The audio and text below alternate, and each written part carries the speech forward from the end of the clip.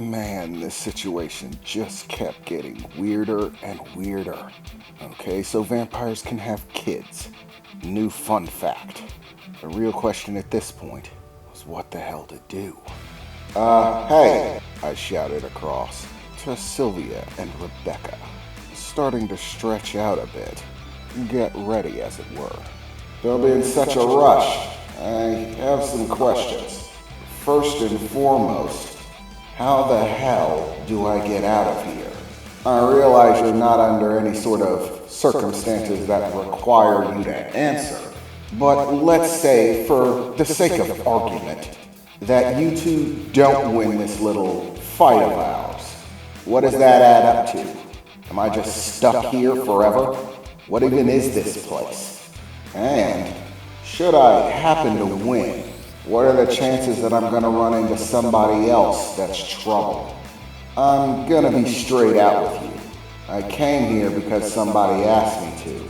They said that there was someone very bad, someone who hurt and killed a lot of people, someone very dangerous that they wanted to stop. They're of the mind that killing them is the answer, that once they're dead and gone, the problem will be solved.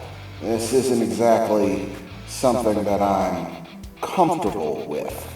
But then again, vampires are kind of a new thing to me. The only thing I really have to go on are horror movies and the few details that my friend laid on me. But you didn't tell me anything about vampires still having family members, which raises a bunch of questions that I don't really want to think about. But I'm probably going to have to anyways. Such is the nature of good and evil. Whether or not simply being a vampire actually makes you bad, or whether you can just be a bad person.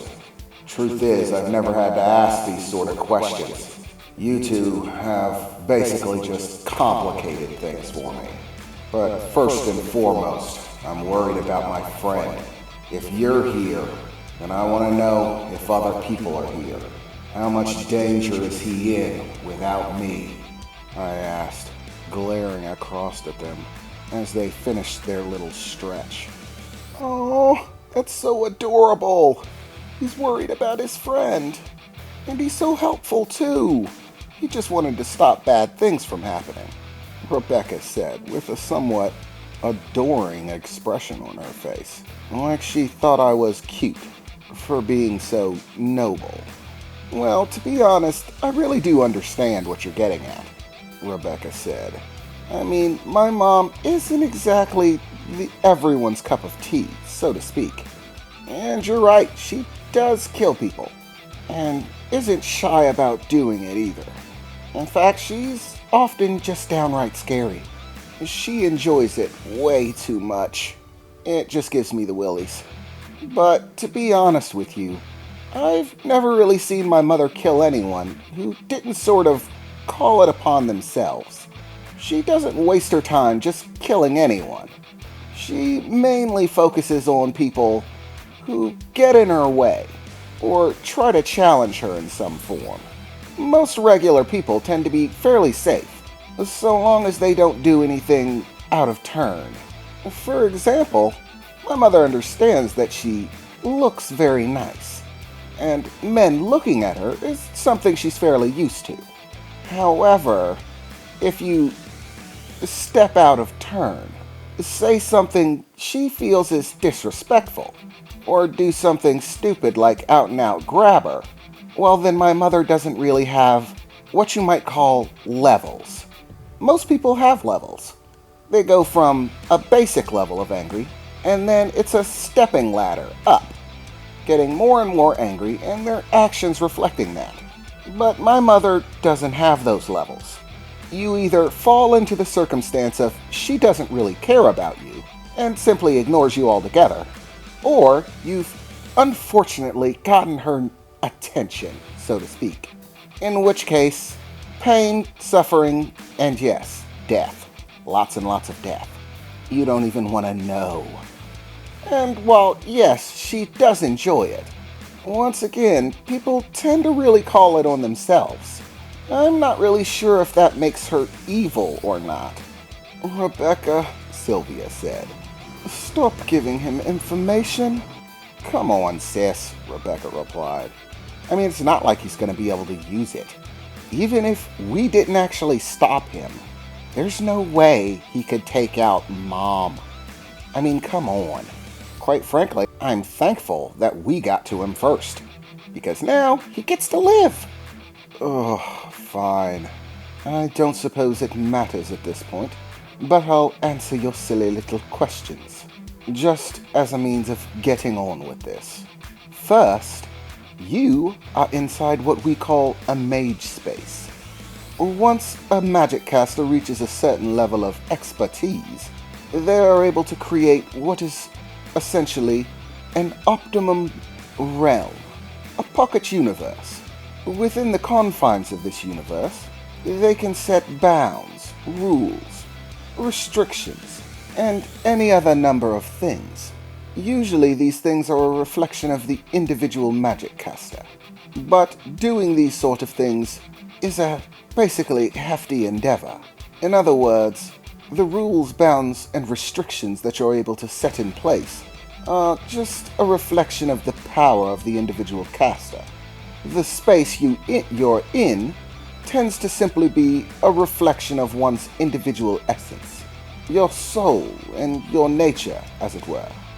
Me and my sister are twins. As such, we actually share a mage space. That is the division that you see in our environment.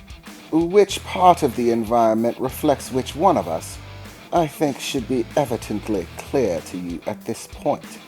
Luckily for you, there are no tricky rules to our specific mage space. We simply use it to have combat without damaging our surroundings or being caught up in whatever shenanigans or events are going on in the actual world. Within the confines of our pocket universe, we are all alone. And as far as how you get out, that's fairly simple. The only way you get out is if we let you out. I mean, I suppose that you could get out if both me and my sister were rendered inert, unconscious, or dead. However, once again, I highly doubt that you're going to meet that standard. I'm afraid you're just out of luck, at least as far as that's concerned. It's good to know that you have a friend running around the house.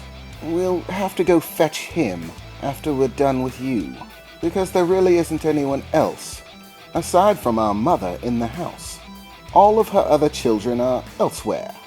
And in case you're wondering, just for the sake of information, my mother has 9 children. Believe me, my mother has lived a very long life, and her and my father tend to get along like bunnies, if you know what I mean. There are some advantages to never aging. When you never age, you never leave your reproductive prime, and thus the children just keep coming. Honestly, I'm surprised that my mother's only up to 9, with the way her and my father tend to spend their time when they're together. The racket is both disgusting and bothersome. That is not things I want to hear. And yet if you happen to be in the household, regardless of how big it is, you're going to hear it. And quite frankly, you're just lucky that my eldest sister wasn't here.